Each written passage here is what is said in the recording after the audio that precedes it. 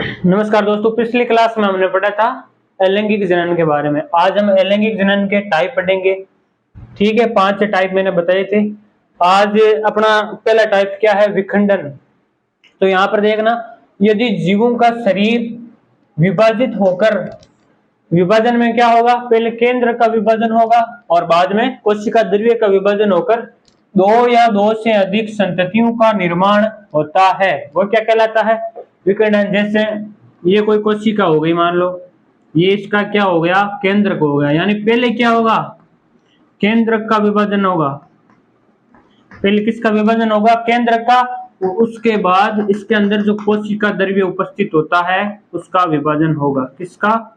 कोशिका द्रव्य का। यानी इसकी विखंडन यानी फिजन, इंग्लिश में इसको बोलते हैं फिजन। यानी यदि कोई जीव है, विभाजित होकर वो और दो या दो से अधिक संततियों का निर्माण करता है। जैसे मान लो ये कोई एक जीव हो गया, इसका विभाजन होकर या तो दो या दो से अधिक नई संततियों का जो निर्माण करेगा, वही क्या कहलाता है? विखंडन कहलाता है। और विखंडन कितनी प्रकार का होता है? 2 प्रकार का। कौन कौन सा? एक होता है द्विविखंडन और एक होता है बहुविखंडन। ठीक है, द्विविखंडन को हम बोलते हैं बाइनरी फिजन इंग्लिश में, और बहुविखंडन को मल्टीपल फिजन बोला जाता है। द्विविखंडन में क्या होता है? केवल 2 संततियों का निर्माण होता है। किसके द्वारा? विभाजन के द्वारा। जैसे कोई एक जीव है, मान लो ये, इसके विभाजन के द्वारा सिर्फ 2 ही संततियों का निर्माण होता है। वो क्या होता है? द्विविखंडन। ये किसमें होता है? अमीबा के अंदर होता है। बहुविखंडन, इसमें 2 से अधिक संततियों का निर्माण होता है। जैसे ये कोई जनक, ये कोई जनक जीव है और इससे 2 से अधिक संततियों का निर्माण, जैसे 4 हो गई, 5 हो गई इत्यादि, यानी 2 से अधिक संततियों का निर्माण होगा, वो बहुविखंडन। इसके अंदर होगा प्लाज्मोडियम। और केवल 2 संततियों का निर्माण होगा, वो होगा द्विविखंडन। अमीबा में हम देखते हैं द्विविखंडन कैसे होता है। अमीबा के अंदर द्विविखंडन कैसे होता है हम देखते हैं। ये है अमीबा, मान लो ये अमीबा, ये क्या है? जनक। ठीक है, इससे क्या होगा? 2 पुत्री कोशिकाएं प्राप्त होगी। ये मात्र कोशिका यानी जनक है ये। इसमें क्या होगा? द्विविखंडन होगा। अगर इसके अंदर द्विविखंडन होगा तो पहले क्या करेगा कि केंद्र विभाजित होगा। यानी पहले तो ये थोड़ी सी आकार में वृद्धि करेगी। अब क्या होगा? केंद्र विभाजित होगा। ठीक है, ये आकार में वृद्धि करेगा। ठीक है, बाद में क्या होगा? कोशिका द्रव्य विभाजित होगा और इसके अंदर धीरे धीरे यहाँ पर संकुचन प्रारंभ होगा। जैसे ही संकुचन होगा, यहाँ से ये देख लो, इस टाइप से हो जाएगा। ये संकुचन हो गया। अब ये क्या हो रहा है? केंद्र का विभाजन हो रहा है। एक केंद्र उस साइड जा रहा है और एक इस साइड। इससे क्या हो जाएगा? नीचे दिखाई नहीं दे रहा ना, तो इस प्रकार से हो जाएगा। इसमें क्या होगा? अब केंद्र का विभाजन होगा। जैसे ये मान लो, यहाँ पर क्या होगा? इसमें संकुचन होगा धीरे धीरे। यहाँ से ये क्या हो जाएगी? अलग हो जाएगी। यानी इससे क्या बन जाएगी? ये 2, एक केंद्र ये हो गया, एक ये हो गया, और इसके अंदर क्या हो जाएगा? कोशिका द्रव्य का भी विभाजन हो जाएगा। यानी मात्र कोशिका से कितनी पुत्र कोशिकाएं? 2 पुत्री कोशिकाएं। कितनी? 2। यानी द्विविखंडन में क्या होगा? 2 संततियों का निर्माण होगा। मात्र कोशिका से 2 पुत्री कोशिकाओं का निर्माण हो गया, एक ये वाली और एक ये वाली। उसके बाद बहुविखंडन किसमें होता है? प्लाज्मोडियम के अंदर। ठीक है, बहुविखंडन होता है प्लाज्मोडियम के अंदर। जैसे ये मान लो जनक है ये। ठीक है, इसके अंदर क्या होता है? ये कोशिकाएं निरंतर विभाजित होती रहती है। 1 से 2, 2 से 3, 3 से 4, 4 से 5, इस तरीके से ये क्या होती है? विभाजित होती रहती है। और जब इनके अनुकूलित, इसके ऊपर क्या होता है? एक बाय खोल बना होता है, और जब इनके अनुकूलित परिस्थिति आती है तो ये खोल क्या हो जाता है? खुल जाता है, और ये जीव क्या हो जाते हैं? स्वतंत्र हो जाते हैं। ठीक है, इस प्रकार से।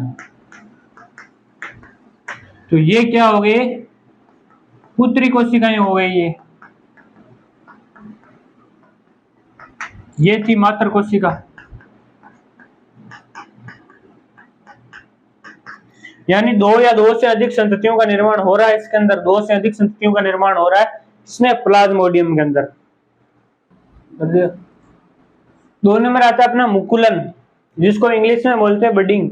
यदि जनक के शरीर से छोटी बाह्य वृद्धि कलिका निकल आती है, इन्हें मुकुल या बड कहा जाता है। यानी कोई जनक का शरीर है, उससे एक छोटी कलिका या मुकुल निकलती है, उससे क्या कहा जाता है? कलिका निकलती है, उससे जो है मुकुल कहा जाता है, जिसे इंग्लिश में बड बोलते हैं। ये मुकुल प्रारंभ में जनक के शरीर से जुड़ा रहता है तथा बाद में अलग हो जाता है। यानी पहले ये शरीर से जुड़ा होगा और बाद में अलग हो जाएगा। मुकुलन कितने प्रकार का होता है? बडिंग दो प्रकार की होती है, बाह्य मुकुलन, एक्सटर्नल मुकुलन, जो एक्सटर्नल बडिंग, और आंतरिक मुकुलन, इंटरनल बडिंग। जो बाह्य मुकुलन है वो शरीर के बाहर मुकुल का निर्माण होता है, ये किसमें होता है? हाइड्रा और यीस्ट में। और आंतरिक मुकुलन शरीर के अंदर मुकुल का निर्माण होता है, वो होता है साइकन में। अब हम चित्र के माध्यम से देखते हैं।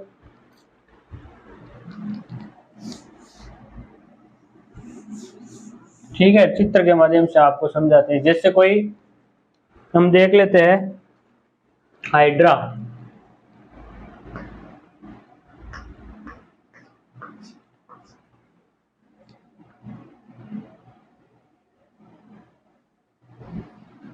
ये क्या है? जीव है। कौन है? ये जनक है। ठीक है, ये है जनक। ये कौन है? हाइड्रा है। इसके शरीर के ऊपर अब क्या निकलेगी? बड निकलेगी, एक कलिका निकलेगी, जिसे मुकुल कहा जाता है। जैसे मान लो ये यहां से क्या हो गई? ये निकल गई।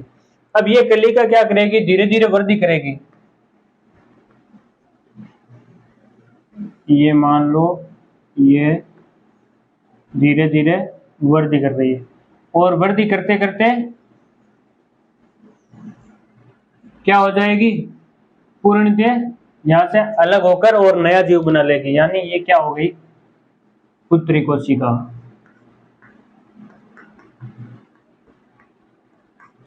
यानी जनक के शरीर में एक बाह्य वृद्धि कलिका निकलती है, वो धीरे धीरे, जिसको हम मुकुल बोलते हैं, वो धीरे धीरे वृद्धि करके और स्वतंत्र रूप से अलग हो जाती है और नए जीव का निर्माण हो जाता है। ये जीव प्राय क्या होते हैं?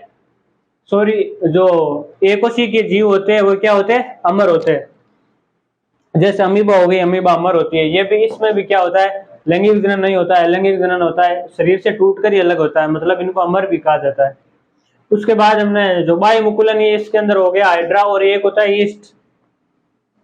इस प्रकार से इसमें भी क्या होगा कि ये जनक है, इसके ऊपर धीरे धीरे समृद्धि होगी और धीरे धीरे करके ये क्या हो जाएगी? यहां से अलग होकर एक स्वतंत्र जीव बन जाएगा। ये होता है ईस्ट में। यानी ये क्या हो गया? बाह्य मुकुलन, यानी शरीर के बाहर क्या बन रहा है? मुकुल। और आंतरिक मुकुलन है, उसके अंदर, शरीर के अंदर मुकुल बनता है, जैसे हो गया साइकोन। अगला अपने क्या आता है? खंडन। जनक का शरीर दो या दो से अधिक खंडों में टूट जाता है, प्रत्येक खंड विकसित होकर एक नया जीव बनाता है। इसका एग्जाम्पल है स्पाइरोगायरा। जैसे ये मान लो कोई जीव है, ठीक है, माना कि ये कोई जीव है। अब एक ये यहां से टूट गया, मान लो ये ए बी यहां से टूट गया, और ये सी और ये डी। यानी ये चार भागों में मान लो यहाँ से टूट गया, यहाँ से टूट गया, यहाँ से टूट गया और यहाँ से टूट गया। अब जो ये प्रत्येक खंड है ये क्या होगा? विकसित होगा, विकसित होकर और वापस क्या बना लेगा? नया जीव बना लेगा। ऐसे ही ये बना लेगा, इसी प्रकार ये बना लेगा। यही क्या है? खंड। यानी खंड, कोई जीव का खंड बन जाता है और टूटकर खंड बन जाता है, और वो विकसित होकर वापस जीव बना लेता है। अगला है दोस्तों पुनरुद्भवन। जीव के किसी भाग को काटने पर पुण्य बन जाता है, इसे क्या कहा जाता है?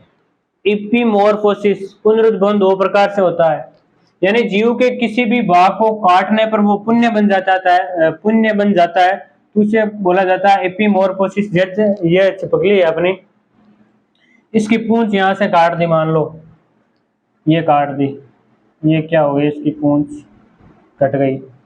अब ये पूंछ है, वापस क्या करेगी? वृद्धि करके वापस बन जाएगी, तो इसे क्या कहा जाता है? एपिमोर्फोसिस। ये किस में होता है? छिपकली में। ठीक है, और ये कटा हुआ भाग, मान लो ये कट गया भाग, और इससे अगर नया जीव बन जाए, वो क्या होता है? वो होता है मोर्फोसिस। वो क्या होता है? मोर्फोसिस होता है। वो होता है प्लेन एरिया में, जैसे हम देखते हैं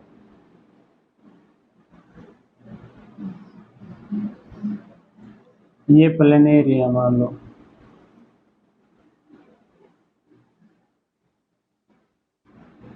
ठीक है। इसको यहां से काट देते, यहां से काट देते, इतना कट गया, ये यहां से, ये यहां से कट गया और ये यहां से। अब ये क्या करेंगे, कटा हुआ भाग ये वापस क्या बना लेगा, पूरा का पूरा प्लेन एरिया बना लेगा। ये नया जीव बन गया और ये भी वृद्धि करके नया जीव बना लेगा और ये भी वृद्धि करके नया जीव बना लेगा। ये होता है मोर्फोसिस। और कटा हुआ भाग वापस आ जाता है, वो होता है हिपोमोर्फोसिस। थैंक यू, धन्यवाद।